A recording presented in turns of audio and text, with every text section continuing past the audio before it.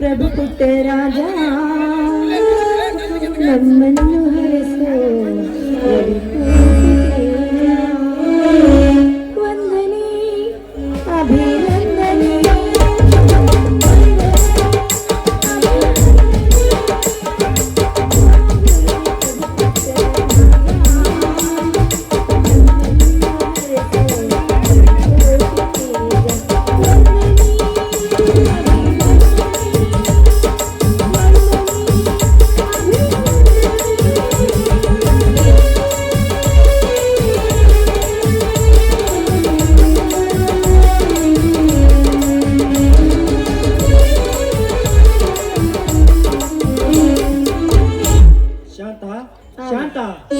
ದೇವರಲ್ಲಿ ಇಷ್ಟೊಂದು ಭಿನ್ನಾಭಿಪ್ರಾಯದಿಂದ ಬೇಡಿಕೊಳ್ತಿರುವಲ್ಲ, ಈ ನನ್ನ ತಾಯಿ ಲಕ್ಷ್ಮೀ ದೇವಿ ಏನಾದರೂ ನಿನ್ನ ಕನಸಿನಲ್ಲಿ ಬಂದಿರುವಲ್ಲಿ?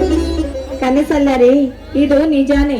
ಇವತ್ತು ಭೀಮನ ಅಮಾವಾಸ್ಯೆ ಅಲ್ವೇನ್ರಿ, ಅದಕ್ಕೆ ಗಂಡನ ಪಾದ ಪೂಜೆ ಮಾಡಿ 100 ಕಾಲ ಸುಖವಾಗಿರ್ಲಿ ಅಂತ ಆ ದೇವರಲ್ಲಿ ಭಕ್ತಿಯಿಂದ ಬೇಡಿಕೊಂಡಿರಿ. ಸುಖ ಇವತ್ತಿನ ಕಾಲದಲ್ಲಿ ನಮ್ಮಂತ ರೈತರಿಗೆ ಎಲ್ಲಿದೆ ಸುಖ? ಬಿಸಿಲು ಮಳೆಗೆ ಸಣ್ಣಾಗಿ ದುಡಿದರು ನಮ್ಮಂತ ರೈತರಿಗೆ ಸುಖವಿಲ್ಲ ಶಾಂತ. ಏಕೆ ಗೊತ್ತಾ? ಬೆಳೆದ ಮಾಲಿಗೆ ಬೆಳೆದ ಬೆಳೆಗೆ ಬೆಳೆದ ನೋಡ್ರಿ, ಹಗಲು ರಾತ್ರಿ ಅಂದೇ ಭೂತಾಯಿಯ ಸೇವೆ ಮಾಡ್ತಾ ಭೂತಾಯಿಯ ಮಡದಲ್ಲಿ ಕಷ್ಟಪಟ್ಟು ನನಗೆ ಸುಖವನ್ನ ಹುಡುಕುವುದೇ ನಿಜವಾದ ರೈತನ ಕೆಲಸ ರೀ. ಹಾಗಂತ ಆ ಭೂಮಿ ತಾಯಿ ಯಾವತ್ತೂ ಸುಮ್ಮನಿರಲ್ಲ ರೀ. ನಂಬಿದವರನ್ನು ಯಾವತ್ತೂ ಕೈ ಬಿಟ್ಟಿಲ್ಲ ಈ ಭೂಮಿ ತಾಯಿ. ಅದನ್ನೇ ನಂಬಿ ಬದುಕುತ್ತಿರುವೆ ಶಾಂತ. ಮಣ್ಣನ್ನೇ ನಂಬಿ ಕೆಟ್ಟವರಿಲ್ಲ ಎಂಬುವಂತೆ ಈ ಭೂಮಿ ತಾಯಿಗೆ ನಾನು ಎಂದು ಶರಣು. ಆದರೆ ಕೆಲವೊಮ್ಮೆ ನಮ್ಮನ್ನು ಸಂಕಟದಲ್ಲಿ ಸಿಲುಕಿಸಿ ನೋವು ಕೊಡುವುದಲ್ಲ, ಅದು ನಮಗೆ ಸಮಸ್ಯೆ ಆಗಿದೆ. ಏನ್ರಿ ಇದು? ನಿಮ್ಮ ಬಾಯಿಂದ ಇಂತಹ ಮಾತು ಬರ್ತಾ ಇದೆಯಲ್ಲ ನೋಡ್ರಿ, ಅದಕ್ಕೆ ನೀವು ಚಿಂತೆ ಮಾಡ್ತೀರಾ? ಗಂಡಿದೆ ಗಂಡ, ಪುಂಡ ಪ್ರಚಂಡ ನನ್ನ ಗಂಡ ಅಂತ ನಾನು ಅದೆಷ್ಟು ಹೆಮ್ಮೆ ಪಡ್ತಾ ಇದ್ದೀನಿ ಗೊತ್ತಾ? ರೈತ ದೇಶದ ಬೆನ್ನೆಲುಬು ಅಂತ ಹೇಳ್ತಾರೆ. ಆ ಬೆನ್ನೆಲುಬು ನೀವಾಗ್ಬೇಕು ರೀ. ಕಷ್ಟನೋ ಸುಖನೋ ಅದೇನೇ ಬಂದ್ರು ನಿಮ್ಮ ಹೆಗಲಿಗೆ ಹೆಗಲಾಗಿ ನಾನು ಇರ್ತೀನಿ. ನಮ್ಮನ್ನು ಯಾವ ದುಷ್ಟ ಶಕ್ತಿ ಏನು ಮಾಡಲು ಶಾಂತ? ರೈತನೊಬ್ಬ ಸೊಟ್ಟು ಹೊಡೆದು ನಿಂತರೆ ಈ ಜಗತ್ತಿಗೆ ಏನಾಗುವುದೆಂಬುದು ಚೆನ್ನಾಗಿ ಗೊತ್ತಿದೆ. ಹೋಗಲಿ ಶಾಂತ. ಧಾರವಾಡದಲ್ಲಿ ಓದುತ್ತಿರುವ ನನ್ನ ಮಗ ರಮೇಶ್ ಹೇಗಿದ್ದಾನೆಂದು ಫೋನ್ ಹಚ್ಚಿದೀಯಾ? ಅವನ ಬಗ್ಗೆ ನೀವು ಚಿಂತನೆ ಮಾಡ್ಬೇಡಿ. ಅವನು ದಿನಾಲು ಫೋನ್ ಮಾಡ್ತಾನೆ, ಗಂಟೆ ಗಟ್ಟಲೆ ನನ್ನ ಜೊತೆ ಮಾತಾಡ್ತಾನೆ ಇರ್ತಾನ್ರಿ. ಅವನು ಚೆನ್ನಾಗಿ ಇದ್ದಾನೆ. ಅವನ ಭವಿಷ್ಯದ ಬಗ್ಗೆ ನನಗೆ ಚಿಂತೆ ಆಗಿದೆ. ಅವನೊಬ್ಬ ಚೆನ್ನಾಗಿ ಓದಿ ದೊಡ್ಡ ಸಾಹೇಬನಾದರೆ ನಂಗಷ್ಟೇ ಸಾರ್ಥಕ. ಆಯ್ತು ರೀ, ಆ ನಿಮ್ಮ ಕನಸು ನನಸಾಗ್ಲಿ ಅಂತ ಆ ದೇವರಲ್ಲಿ ನಾನು ಬೇಡಿಕೊಳ್ತೇನ್ರಿ. ಆದಷ್ಟು ಬೇಗ ಎಲ್ಲ ಒಳ್ಳೇದೇ ಆಗುತ್ತೆ. ಎಲ್ಲ ಅವನಿಚ್ಛೆ ಶಾಂತ. ಅಂದ ಹಾಗೆ ನಿಮ್ಮ ಅಣ್ಣನ ಭವಿಷ್ಯ ಎಲ್ಲಿವರೆಗೂ ಬಂತು? ನಿಮ್ಮ ಅಣ್ಣನ ವಿಷಯ ಎಲ್ಲಿವರೆಗೂ ಬಂತು? ಅವನ್ ಏನ್ ಕೇಳ್ತೀರ? ನಿನ್ನೆ ತಾನೇ ಬೀದಿಯಲ್ಲಿ ಹೋಗ್ಬೇಕಾದ್ರೆ ನನಗೆ ಭೇಟಿಯಾಗಿದ್ದಾರೆ. ಆದ್ರೆ ಅವನ ಜೊತೆಗಾರಕ್ಕೆ ಮಾತಾಡ್ಬೇಕು ಅಂದ್ರೆ ಕೇಳುವಷ್ಟು ಅರಿವು ಪರಿವು ಕೂಡ ಅವನಿಗೆ ಇರ್ಲಿಲ್ಲ. ಹಾಗೆ ಹೊರಟು ಹೋಗ್ಬಿಟ್ಟ ಗೊತ್ತಾರೆ ಶಾಂತ. ಅವನ ಪರಿಸ್ಥಿತಿ ಕೈ ಗೊಂಬೆಯಾಗಿದ್ದಾನೆ. ಆ ದುಷ್ಟರ ಸಹವಾಸದಲ್ಲಿ ಅವನು ಕೂಡ ಕೈ ಜೋಡಿಸಿದ್ದಾನೆ. ಆ ಉಗ್ರಪ್ಪನ ಜೊತೆ ಕೂಡಿ ಮಾಡಬಾರ್ದ ಅನ್ಯಾಯದ ಕೆಲಸವನ್ನು ಮಾಡುತ್ತಿದ್ದಾನೆ. ಹಣಕ್ಕಾಗಿ ಏನಾದರೂ ಮಾಡವಲ್ಲ ನಿಮ್ಮಣ್ಣ ಪ್ರಳಯ. ನನ್ನಣ್ಣ ಆ ಪಾಪಿ ಅವನ ಕೈಯಲ್ಲಿ ಕೈಗೊಂಬೆ ಆಗಿದ್ದಾನ್ರಿ. ಹೇಗಾದ್ರೂ ಮಾಡಿ ಅವನಿಂದ ಅವರನ್ನ ದೂರ ಮಾಡ್ಬೇಕಲ್ಲ. ಅದಕ್ಕಾಗಿ ನಾವೇನ್ ಮಾಡ್ಬೇಕು ರೀ? ನನ್ನ ತವರಿನ ಆಸರೆ, ತವರಿನ ನೆನಪು ಇವನ ಒಬ್ಬನೇ ಅಣ್ಣ. ಅವನನ್ನ ಹೇಗಾದ್ರೂ ಮಾಡಿ ಅವನ ಕೈಯಿಂದ ಬಿಡಿಸಿ ನಮ್ಮ ಮನೆಗೆ ತರಬೇಕು. ಶಾಂತ, ಮೊದಲೇ ನಿಮ್ಮನ್ನ ಹತವಾದಿ. ಎಲ್ಲದಕ್ಕೂ ಒಂದು ಕಾಲ ಬಂದೇ ಬರುತ್ತದೆ. ನೀನೇನು ಚಿಂತಿಸಬೇಡ, ಎಲ್ಲದಕ್ಕೂ ನಾನಿದ್ದೇನೆ. ಎಲ್ಲದನ್ನು ಮರೆತು ಈ ನಿನ್ನ ಜೀವಕ್ಕೆ ಜೀವ ಕೊಡೋ ನಿನ್ನ ಗಂಡನ ಜೊತೆ ಹಾಯಾಗಿ ಇರು ಚಿನ್ನ. ನಿನ್ನ ನಗುವಿನ ಮಕ್ಕ ನೋಡಬೇಕೆಂಬ ಆಸೆ ಆಗಿದೆ. ಎಲ್ಲಿ ಸ್ವಲ್ಪ ನಗುತ್ತೀಯಾ? ಹೋಗ್ರಿ, ಏನ್ ನಿಮ್ಗೆ ಯಾವಾಗ್ಲೂ ಹೋಗಿಪ್ಪ. ನೀನು ಹೀಗೆ ನಕ್ಕರೆ ಈ ಮನೆ ಹಾಲು ಸಕ್ಕರೆ ಅಂತ ಇರುವುದು. ಆ ನಗುವಿನ ಮುಖದಿಂದ ನನ್ನೊಡನೆ ಮಯೂರಿಯಾಗಿ ನರ್ತಿಸಬಾರದು. ಹೋಗಿಪ್ಪ, ನನ್ ನಾಚಿಕೆ ಆಗುತ್ತೆ ರೀ. ಆಯ್ತು, ನನ್ನ ಆಸೆ. ನನ್ನನವೇ ನೀವಾ, ನನ್ನ ಚೆಲುವೆ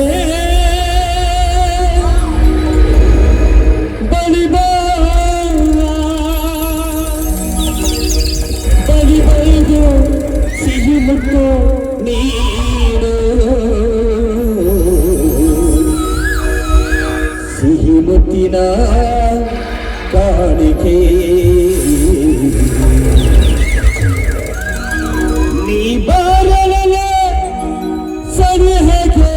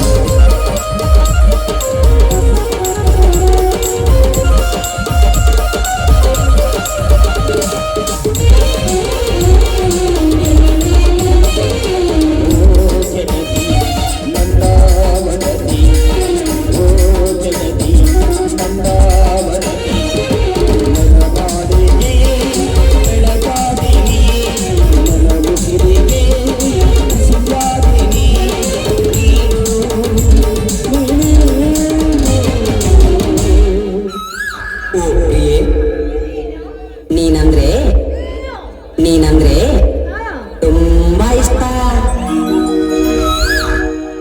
ಸಿಹಿ ಮುತ್ತಿನ ಕಾಣಿಕೆ ನೀ ಬಾರಲ ಸರಿ ಹಾಗೆ, ಸಿಹಿ ಮುತ್ತಿನ ಕಾಣಿಕೆ ನೀ ಬಾರಲ ಸರಿ ಹಾಗೆ.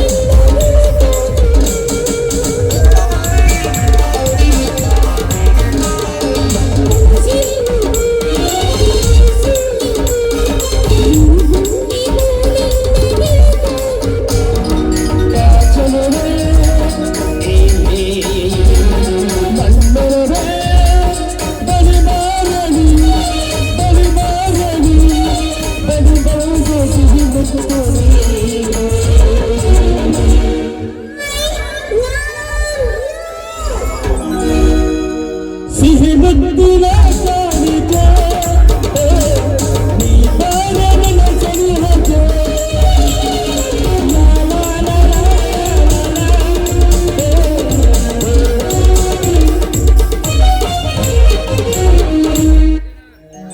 ಹಾ, ಈಗ ಸಮಾಧಾನ ಐತೆ. ಹಾರು ಬಂದ ಕಳ್ಳ ಹಕ್ಕಿಗೆ ಆಯ್ತು ಶಾಂತ, ಹೊಟ್ಟೆ ಹಸಿದಿದೆ ಎಷ್ಟದ ಹೊಟ್ಟಿಗೆ ಅಯ್ಯೋ ಅಯ್ಯೋ ಅಯ್ಯೋ ನನ್ನ ಪತಿದೇವ, ಕುಡಿದು ಕುಡಿದು ಹೊಟ್ಟೆ ಹಸಿರ್ಬೇಕಲ್ಲ ನನ್ನ ರಾಜ. ಸರಿ, ಊಟ ಮಾಡೋಣ.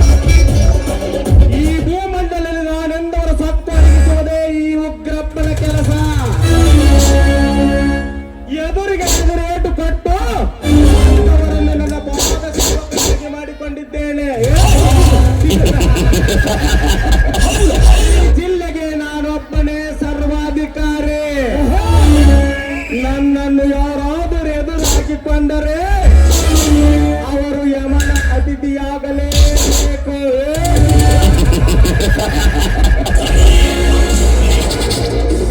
ಪರಮಕ್ಕಳ ಆಸ್ತಿಯನ್ನು ಕಸಿದುಕೊಂಡು ಕುಬೇರನಾಗುವುದೇ ಈ ಉಗ್ರಪ್ಪನ ಗುರಿ.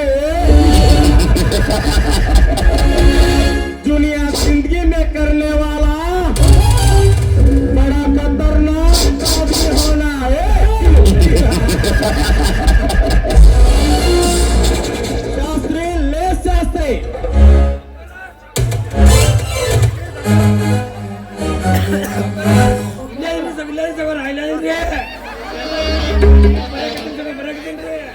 ಲೇ ಶಾಸ್ತ್ರಿ, ಈ ವಾರದಲ್ಲಿ ನಮ್ಮ ಕಬ್ಬಿನ ಎದುರು ಎಷ್ಟು ಹೋಯ್ತಂತ ಲೆಕ್ಕ ಹೇಳು. 36 ಟನ್ ಜಿಲ್ಲೆ ಹೋಗತ್ತಿದ್ರ ಇನ್ನು ಹೋಗುತ್ತಾರೆ ಐತಿ ಇನ್ನು ಹೋಗುತ್ತಾರೆ ಐತಿ ಸಾವುಕಾರ. ನೀವೇನು ಚಿಂತೆ ಮಾಡ್ಬೇಡಿ ಸಾವುಕಾರ, ನೀವೇನು ಚಿಂತೆ ಮಾಡಬೇಡ್ರಿ. ಎಲ್ಲ ನೋಡ್ರಿ ಸಾವುಕಾರ, ಆ ಶಿರೋಶೆಟ್ಟಿ ಅಷ್ಟಾದರೆ ಸಾಕು ಶಾಸ್ತ್ರಿ, ಅವನಿಗಿಂತ ನಾವು ಒಂದು ಹೆಜ್ಜೆ ಮುಂದಿದ್ದರೆ ಸಾಕು. ಆ ಮುರುಗೇಶನ ಕತೆ ಎಲ್ಲಿವರೆಗೆ ಬಂತು? ಸಾವುಕಾರ ಆ ಮಗ ನಮ್ಮ ಮುಂದೆ ಯಾವ ಮಗ ಬೀಳ್ತಾನೆ ಸಾವುಕಾರ ನೋಡಲಿ. ಆ ಮುರಿಸಪ್ಪ ನಮ್ಮ ಕಡೆಯಲ್ಲಿ ಬರಕ್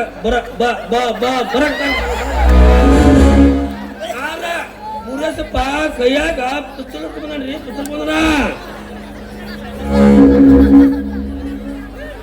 ಸಾವುಕಾರ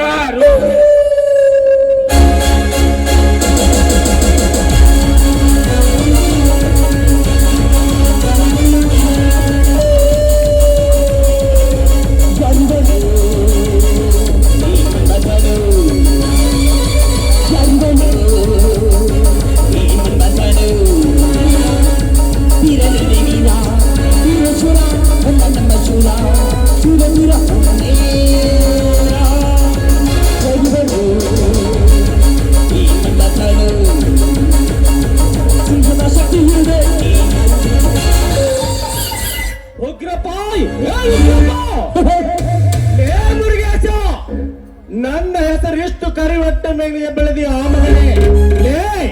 ಒಂದಾನೊಂದು ಕಾಲದಲ್ಲಿ ನನ್ನ ಕಾಲಡಿಸಿದ್ದು ಹೊರಗಾಗ್ತಿರೋ ನೀನು ಈಗ ನನಗೆ ಎದುರಾಗುವೆಯಾ?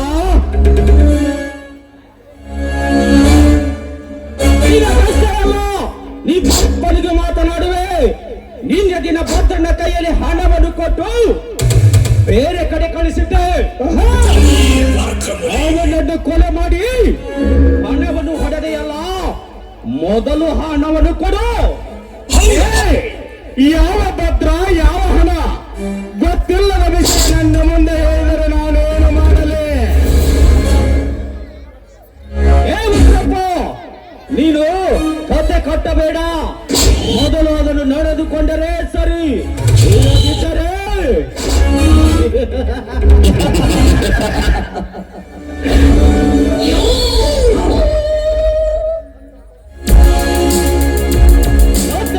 ಮನೆಯ ಮೇಲೆ ಸಮಾಧಿ ಕಟ್ಟಿ ಅದರ ಮೇಲೆ ನಿನ್ನ ಕರಸ್ಥಾನದ ದರ್ಪವನ್ನು ತೋರಿಸಿ ಅಂತ ನನಗೆ ಚೆನ್ನಾಗಿ ಗೊತ್ತಿದೆ. ಲೇ, ಮೊದಲು ಕದ್ದು ಹಣವನ್ನು ಕೊಡು.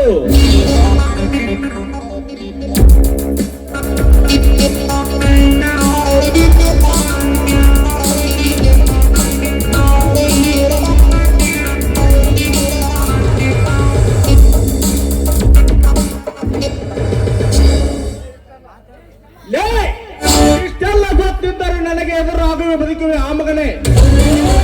ನಿನ್ನ ಮೈ ಒಳಗಿನ ಪರಿಬಿತ್ತಬೇಕಾಗುತ್ತದೆ. ಮಾತು ಕೇಳಿ ನನ್ನ ಮೇಲೆ ಹಾರಾಡಲು ಬಂದರೆ ಅದ್ದಾಗಿ ನಿನ್ನನ್ನು ಕುಕ್ಕುವೆ. ನೀನು ಹದ್ದಾದರೇನು ಹಾವಾದರೇನು, ನನ್ನ ಖಜಾನೆಯ ಮೇಲೆ ಕಣ್ಣಿಟ್ಟುವೆ ಎಂದ ಮೇಲೆ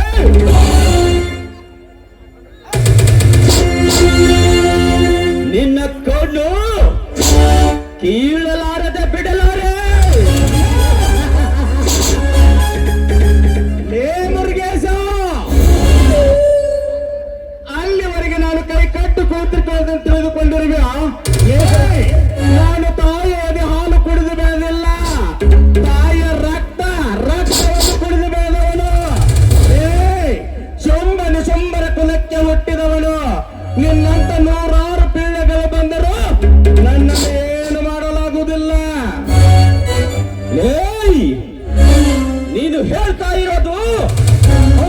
20ನೇ ಶತಮಾನದ ಮಾತು.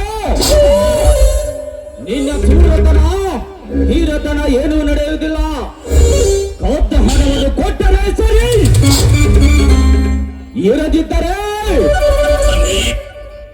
ಶೂಟ್ ಮಾಡುವೆ.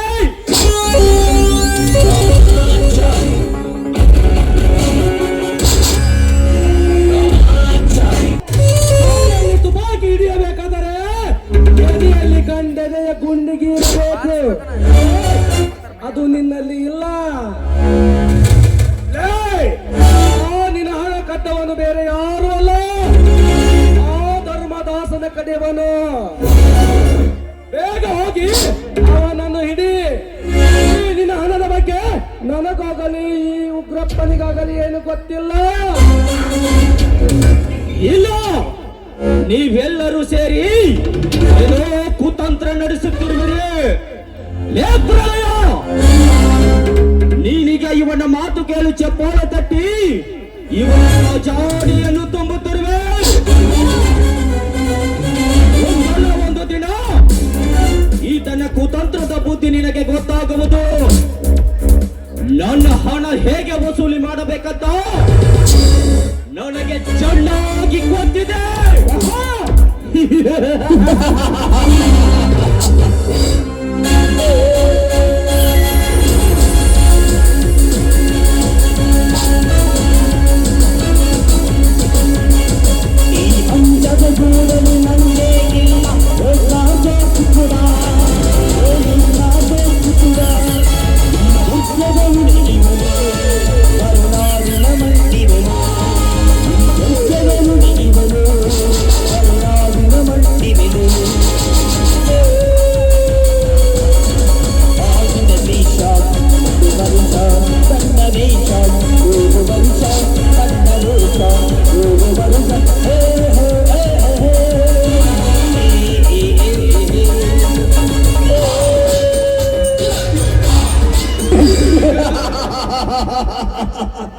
ಜಾತಿಯಾದ ಪಕ್ಷದ ನಗೂರತನಿಗೆ ಸಿಗಲಾರದಂತಾಗಿದೆ ಇದರ ಪಾಡು. ಓ ಉಗ್ರಪ್ಪ, ಇವನ ಹಣ ನೀನೇನಾದರೂ ತೆಗೆದುಕೊಂಡಿರುವೆಯಾ? ಪ್ರಳಯ, ಅವನ ಹಣವನ್ನು ನೀನೇ ಕದ್ದಿ ಅಂತ ನನಗೆ ಚೆನ್ನಾಗಿ ಗೊತ್ತು. ಅದು ನಿಜ ತಾನೆ? ಹಾ, ನಾನೇ ತೆಗೆದುಕೊಂಡಿರುವೆ. ನಿನಗಾದರೂ ಗೊತ್ತಿದೆಯಲ್ಲ, ಬಾರಿ ಬುದ್ಧಿವಂತ ನೀನು. ಇದರಲ್ಲಿ ಸಮಭಾಗವಾಗಲೇಬೇಕು. ನೋಡು ಪ್ರಳಯ, ಇಲ್ಲಿವರೆಗೆ ನಮ್ಮ ವ್ಯವಹಾರ ಹಾಗೆ ನಡೆದಿದೆ ತಾನೆ. ನೋಡ ಪ್ರಳಯ, ನಾಳೆ ದಿನ ಬೆಂಗಳೂರಿನಿಂದ ಈ ನಗರದ ಸ್ಟೇಟ್ ಬ್ಯಾಂಕಿಗೆ 50 ಲಕ್ಷ ದುಡ್ಡು ಬರ್ತಾ ಇದೆ. ಹೇಗಾದರೂ ಮಾಡಿ ಅದನ್ನ ನೀನು ಅದರ ಬಗ್ಗೆ ಯೋಚಿಸಬೇಡ. ಆ ಹಣ ನನ್ನ ಜೇಬಿನಲ್ಲಿದ್ದಂತೆ, ಯಾವುದಕ್ಕೂ ಹೆಚ್ಚಿಗೆ ಟೆನ್ಷನ್ ತೆಗೆದುಕೊಳ್ಳಬೇಡ. ಆ ಹಣದ ಹಿಂದೆ ಇಡೀ ಸರ್ಕಾರದ ರಕ್ಷಣೆ ಇದ್ದರೂ ಅವರ ಕಣ್ಣು ಹೇಗೆ ಮುಚ್ಚಿಸಬೇಕಂತ ನನಗೆ ಚೆನ್ನಾಗಿ ಗೊತ್ತು. ಆದಷ್ಟು ಜೋಪಾನ, ಯಾಕೆಂದರೆ ಅದರ ಹಿಂದೆ ಭಾರಿ ಬಂದೋಬಸ್ತಿದೆ. ಉಗ್ರಪ್ಪ, ಉಗ್ರಪ್ಪ, ನಾನು ಹೇಳುವುದಿಲ್ಲ, ಮಾಡಿ ತೋರಿಸುತ್ತೇನೆ.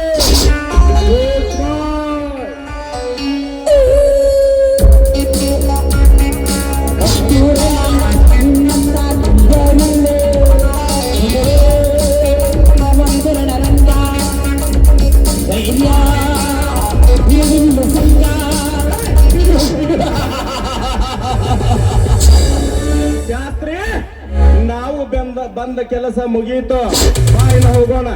ನಡ್ರಿ ಸಾವ್ಕಾರ, ಅವ್ನು ನಡೆಸಿಕೊಂಡು ಅವ್ನು ನಡ್ರಿ.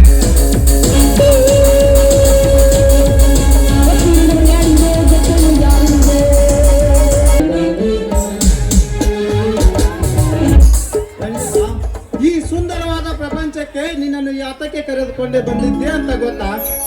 ಯಾಕೆ ಅಂತ ನೀವೇ ಹೇಳ್ಬಾರ್ದು. ಈ ನಿಸರ್ಗದಲ್ಲಿರುವ ಒಂದೊಂದು ಗಿಡ ಮರಗಳು ನಮ್ಮ ಪ್ರೀತಿಗೆ ಸ್ವಾಗತ ಬಯಸಿ, ಹೂಬಳ್ಳಿಗಳು ಪ್ರೇಮದ ಹಾದಿಗೆ ಹೂವನ್ನು ಚೆಲ್ಲಿ ನೀವಿಬ್ಬರು ಒಂದುಗೂಡಿ ಅಂತ ಹೇಳುವ ಸಮಯದಲ್ಲಿ ನಿನಗೊಂದು ಮಾತು ಹೇಳಬೇಕಂತ ಇಲ್ಲಿವರೆಗೆ ಕರೆದುಕೊಂಡು ಬಂದೆ. ನೀವ್ ಹೇಳೋ ಮಾತು ನಿಜವಿದೆ, ಆದ್ರೆ ಒಂದು ಮಾತು ಅಂತ ಹೇಳಿದ್ರಲ್ಲ, ಅದ್ಯಾವುದು ಅಂತ ಹೇಳ್ಬಾರ್ದು. ನಾವಿಬ್ಬರು ಈಗಾಗಲೇ ಪ್ರೀತಿಯ ಬಂಧನದಲ್ಲಿ ಸಿಲುಕಿದ್ದೇವೆ. ನಮ್ಮಿಬ್ಬರ ಮದುವೆ ನಡೆಯಬೇಕಾದರೆ ಅದೆಷ್ಟು ಸಮಸ್ಯೆಗಳು ಎದುರಾಗುತ್ತವೋ ಯಾರಿಗೆ ಗೊತ್ತು. ಹೌದು, ನಮ್ಮಿಬ್ಬರ ವಿಷಯ ನಮ್ಮ ಅಣ್ಣಂದಿರಿಗೆ ಗೊತ್ತಾದ್ರೆ ಕೆಂಡ ಕಾಡುತ್ತಾರೆ. ಅದಕ್ಕೆ ನೀವೇ ಏನಾದ್ರೂ ಒಂದು ಉಪಾಯ ಹುಡುಕಲೇಬೇಕು. ನಾವಿಬ್ಬರು ಎಲ್ಲಿಯಾದರೂ ದೂರ ಹೋಗಿ ಮದುವೆಯಾಗಿ ಬಂದು ಬಿಡೋಣ. ಮುಂದೆ ಬಂದಿದ್ದನ್ನು ಆಧರಿಸಿ ಜೀವನ ಸಾಗಿಸೋಣ. ನೋಡಿ, ನಾವಿಬ್ಬರು ಊರ್ ಬಿಟ್ಟು ಹೋಗ್ಬೇಕಾ? ಇಲ್ಲ, ಹೆಣ್ಣು ಮನೆ ಬಿಟ್ಟು ಹೋದ್ರೆ ಅವ್ರಿಗೆ ಎಷ್ಟು ತೊಂದರೆ ಆಗುತ್ತೆ ಅಂತ ನಿಮ್ಗೆ ಗೊತ್ತಿಲ್ಲ. ನಮ್ಮ ಪ್ರೀತಿ ಗೆಲ್ಲಬೇಕಾದರೆ ನಾವು ಈ ಕೆಲಸ ಮಾಡಬೇಕು ರಂಜಿತಾ. ಇರದಿದ್ದರೆ ನಾವಿಬ್ಬರು ಆಗಲಿ ಬೇರೆ ಬೇರೆಯಾಗಿ ಜೀವನ ಇಡೀ ಕೊರಗಬೇಕಾಗುತ್ತದೆ. ಬೇಡ, ಅದ್ಯಾವುದು ಬೇಡ. ನೀವೇ ಮನೆಗೆ ಬಂದು ಅಣ್ಣನ ಜೊತೆ ಮಾತನಾಡಿ ನೋಡಿ, ಮುಂದೆ ಏನಾಗುತ್ತೆ ಅಂತ ವಿಚಾರ ಮಾಡಿದ್ರೆ ಆಯ್ತು. ಆಯ್ತು ಚಿನ್ನ, ನಾಳೆ ನಿಮ್ಮ ಅಣ್ಣನೊಂದಿಗೆ ಮಾತನಾಡುವೆ. ಎಲ್ಲಿ ನಿನ್ನ ಹೃದಯವನ್ನು ಬಿಚ್ಚಿ ಮಣ್ಣಿನಿಚ್ಛೆಯಂತೆ ನುಡಿಸಬಾರದೇ ಒಂದು ಕವನ. ಹಾಗೆ ನನ್ನ ಜೊತೆ ನೀವು ಹಾಡಬೇಕು. ಆಯ್ತು ಚಿನ್ನ.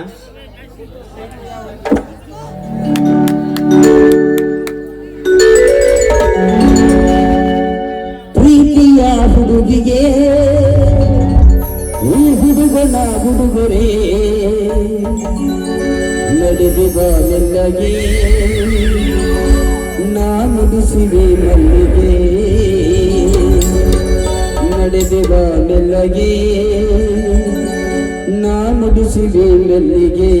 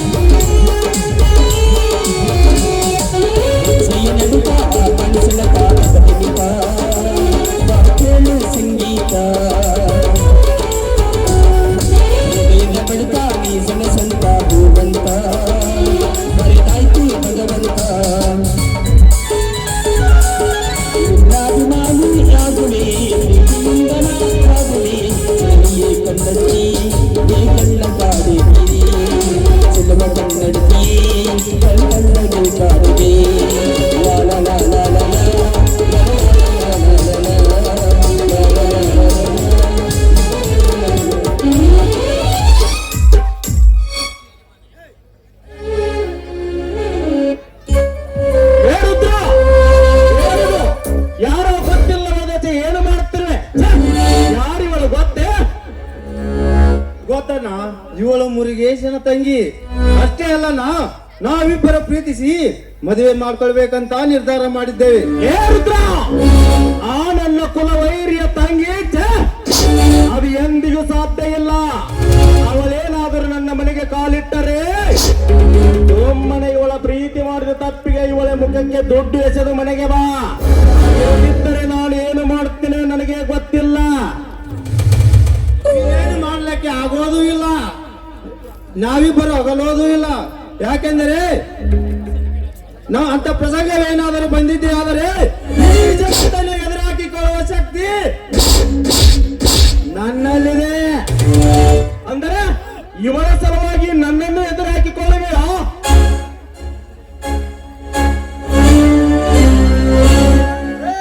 ಇದಷ್ಟೇ ಯಾಕೆ? ಇಡೀ ಭೂಮಿಯೇ ಪ್ರಳಯವಾದರೂ ಇವರಿಬ್ಬರನ್ನು ಬೇರೆ ಮಾಡಲು ಸಾಧ್ಯವಿಲ್ಲ. ಇವರಿಬ್ಬರ ಸಾಗರ ವಿಶಿಷ್ಟರು ಸಾಗರವನ್ನು ಸುಳ್ಳಿ ಮುಂದಕ್ಕೆ ಹೋಗುವರು. ನೀನ್ಯಾರು ಇವರಿಗೆ ರಕ್ಷಣೆ ನೀಡಲು ಹೋಗಿ ಹುತಾತ್ಮನಾಗಬೇಡ. ಆತ್ಮನಾಗದಿದ್ದರು ಪುಣ್ಯಾತ್ಮನಾಗ್ತೇನೆ. ಉಗ್ರಪ್ಪ, ಕಾಲ ಬದಲಾಗಿದೆ. ನಿನ್ನ ದೌರ್ಜನ್ಯ ಅಟ್ಟಹಾಸ ಏನು ನಡೆಯಲಾರದು. ಸಿಂಪಲ್ ಆಗಿ ಹೇಳ್ತೀನಿ ಕೇಳು. ನಿನ್ನ ತಮ್ಮ ನಿನಗೆ ಎದುರಾದರೆ ಏನು ಮಾಡುವೆ? ಹಾಗೇನಾದರೆ ಮೆಟ್ಟಿಸುವೆ. ಸುಮ್ಮನೆ ಇವಳನ್ನು ಇವಳ ಮನೆಗೆ ಹಟ್ಟಿ ಬಾ. ಇರದಿದ್ದರೆ ನಿನ್ನ ಜೊತೆ ಇವಳೇನಾದರೂ ಕಂಡಿದ್ದೆ ಆದರೆ ಇವಳ ತಿಥಿ ಮಾಡುವೆ. ಅಣ್ಣ, ನನಗಿಂತ ಮೊದಲು ಹುಟ್ಟಿದವನು ನೀನು. ಆ ಮರ್ಯಾದೆ ಈ ಊರಾಗ ಉಳಿಬೇಕಂದ್ರೆ ನಮ್ಮಿಬ್ಬರ ಮಧ್ಯೆ ಅಡ್ಡ ಬರಬೇಡ.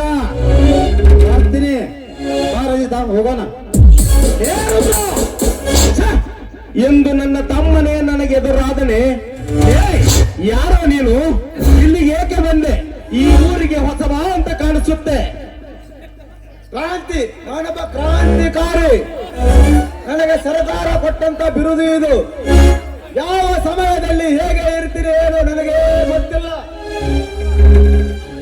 ಸಮಯ ಸಂದರ್ಭ ಎದುರಾದರೆ ಹೊಂಡ ತೆಗೆದು ಲಕ್ಷ್ಮೀ ದೇವಿ ದೇವಸ್ಥಾನ ಮುಂದಗಡೆ ಇಟ್ಟು ಪೂಜೆ ಮಾಡುವೆ. ಅವರ ಸಮಾಜ ಸಂಸ್ಕಾರ ಮಾಡುವೆ. ನನ್ನ ಬಗ್ಗೆ ಸಾಕಾ? ಇನ್ನು ಬೇಕಾ? ಏ ಬಚ್ಚ, ನೀನು ಕಾಶ್ಮೀರ ಕಣಿವಿಂದ ಬಂದ ಭಯೋತ್ಪಾದಕನೂ ಅಲ್ಲ, ಕ್ರಾಂತಿ ಮಾಡಲು ಸಿಂಧೂರ ಲಕ್ಷ್ಮಣನೂ ಅಲ್ಲ. ಯಾರು ನೀನು? ಅಂತ ವೀರರ ಹೆಸರು ತೆಗೆಯಲು ನಿನಗೆ ಯೋಗ್ಯತೆ ಇಲ್ಲ. ಅವರು ಬ್ರಿಟಿಷರ ಸರ್ಕಾರಕ್ಕೆ ಸೊಟ್ಟು ಹೊಡೆದು ಮುಸುಡಿಯ ಬಂಡರಿಗೆ ಪ್ರತಿಭಟಿಸಿ ಅವರ ತಾಯ್ನಾಡಿಗೆ ಪ್ರಾಣ ಕೊಟ್ಟವರು ಅವರು ಸಿಂಧೂರ ಲಕ್ಷ್ಮಣ.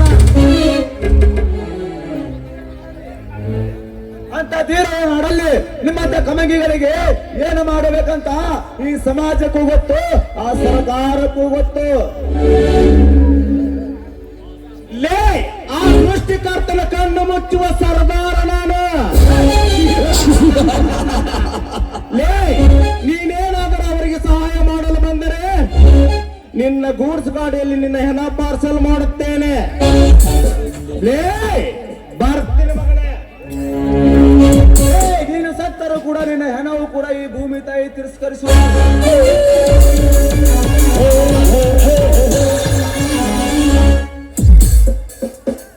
ಈ ಸಮಾಜಕ್ಕೂ ಗೊತ್ತು, ಈ ಸರ್ಕಾರಕ್ಕೂ ಗೊತ್ತು.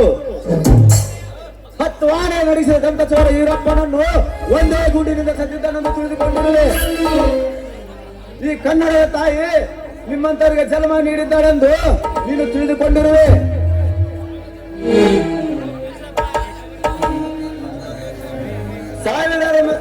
ಸಾವಿರಾರು ಮಂದಿ ಬಗ್ಗು ಬಡಿಯಲು ಯಾರನ್ನಾದರೂ ಸೃಷ್ಟಿ ಮಾಡಿರುತ್ತಾಳೆ.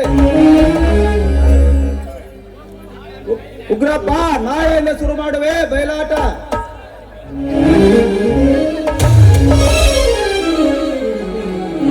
ಭರತಿ ಎಂಬ